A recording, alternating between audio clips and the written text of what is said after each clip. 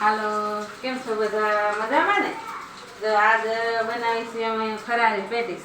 અને બેન 11 રહી છે. તેને આ બહુ ભાવે છે એટલે આ ફરારી પેટીસ બનાવી. જો આ બની ગઈ છે. અને જો આ એનો માવો છે.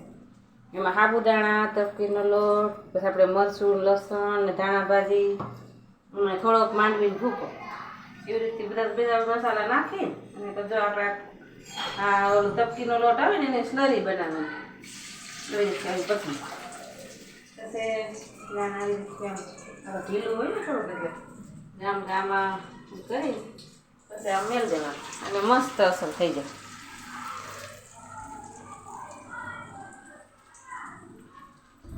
મસ્ત સ્વાદ અસર બહુ સરસ આવે.